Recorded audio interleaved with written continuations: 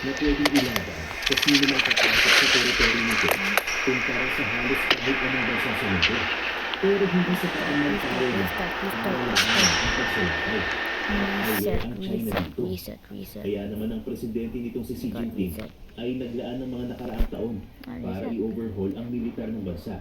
Ginagawa itong modernize para makipagsabayan sa kahit sinong militar sa mundo. At tuloy-tuloy ang pagdating ng equipment. May nukes ang China, pati na rin Intercontinental Ballistic Missiles o ICBMs. May fleet ng modern helicopters at fighter jets at isang powerful navy na panginoong nakatuon sa pagprotekta sa kanilang coastline. Hindi nakikinig ang military industrial complex ng China. Naglaan si Xi ng $247.7 billion para sa militar ng China noong 2023. Pero ang totoong budget nito ay nanataging malapit sa $700 billion kada taon kapag isinasaalang-alang ang purchasing power nito. Ang China ay gumagastos ng tungkol sa isang ika-16 ang ginagastos ng Amerika para sa average na sundalo. Ibig sabihin, ang ito nakakabili sa nito sa mga kahalaga kumpara sa bansa ay may issue rin sa terrain. Ang Anti-Mass terrain ng China ay isa sa pinakamalaking advantages nito dahil umaasa ito sa sariling geography at pagkakabili ang mga malaking mechanized forces. Alam din ng China ito kaya nagtatayo sila ng malaking mechanized force sa kalakanan ang sinunang nakakalusot sa terrain na ito. Mahirap i-invade ang China. Ang India ay pwedeng tingnan bilang option pero alam ng China ang bansa na ito. May mga sundalo sila sa Line of Action Control o LAC para ipakita sa mga Indians na hindi sila nakakapasok ng walang laban. At kahit pagsalakay mula sa dagat, mahirap din dahil sa malaking naval fleet ng China na may 730 ships kasama ang higit sa 100 patrol vessels at 78 submarines. Ang konsepto ng datong o Great Unity ay nakahuli ang pagtutulungan para sa kabutihan ng mga ito ang filosofya na ginagamit ni si Japan para pagkapangyarihan ng China at higit ang military na ipaglaban ng bansa laban sa kanilang pagsalakay. Ngayon sa tayo sa Mongolia, ito ang hindi ganoon kalakas sa military. Nasa ika-7 na lugar ito out of 145 global firepower ranking na may 35,000 na sundalo at halos walang air force. Ano ang combat-ready craft? Wala ring navy ang Mongolia dahil walang block ito. Ibig sabihin, walang coastal invasion na kailangan ito. Kaya,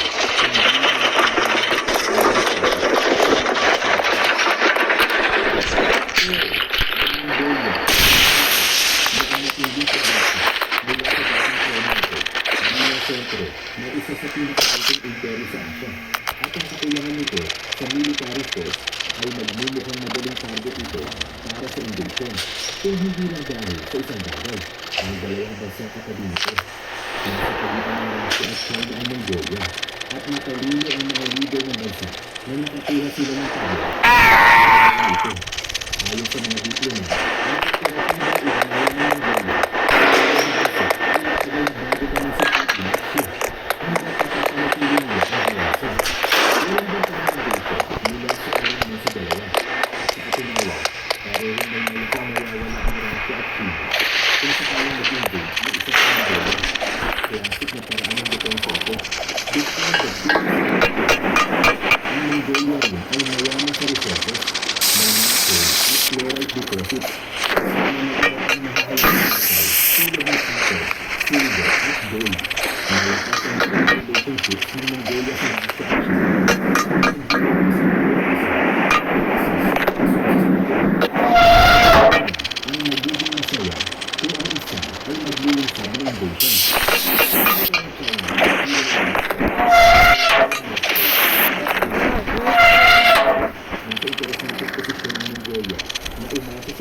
sa sisya. Sa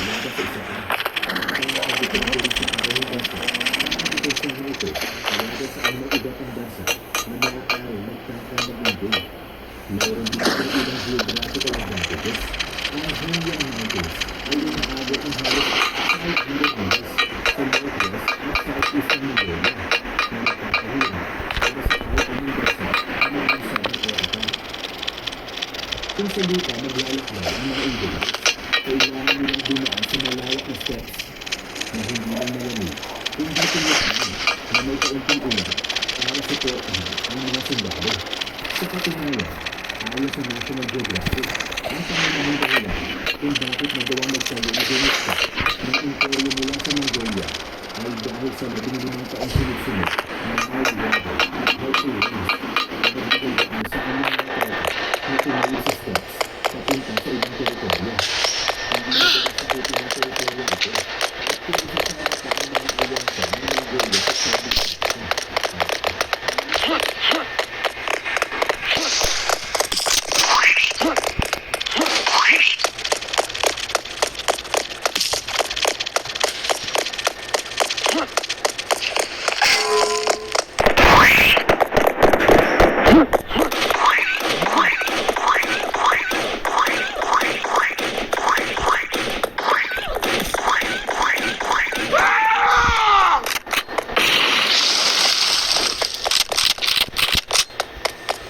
Wait, what do I get to?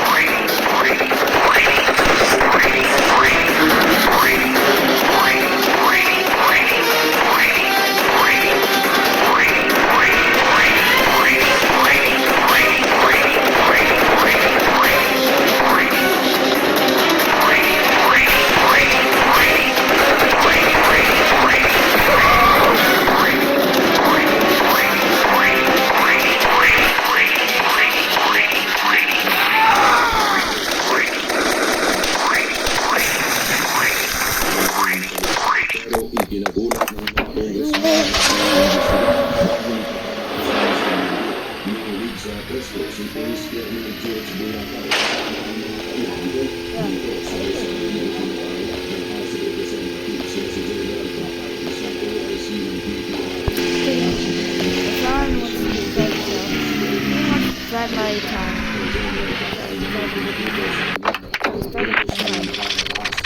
Then post it in YouTube.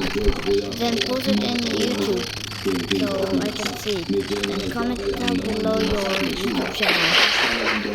Comment down below your YouTube channel so I can see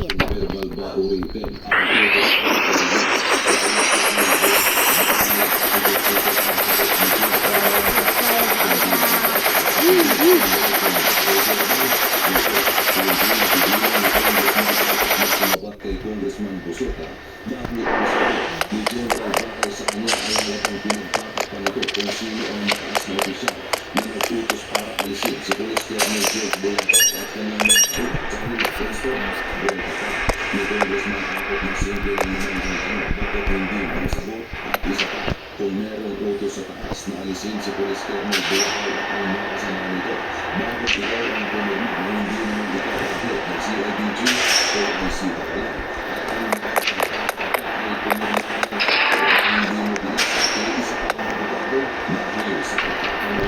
Congressman Abbott kay General Bakay kung sino ang mataas na opisyal na utos. Hindi masagot ni General Bakay pero ang PNP Chief ngayon na si PNP Chief Martin ang kasalukuyan ng utos na kanilang ngayon kung hindi masagot ni General Bakay ang mga simpleng tanong kung sino ang nag-utos na mataas na opisyal ng PNP. Ang tanong, bakit ayaw niya sabihin na si PNP Chief Martin? Kahit alam naman na mga nag-iimbestigang congressman kung sino ang Okay, bye-bye guys.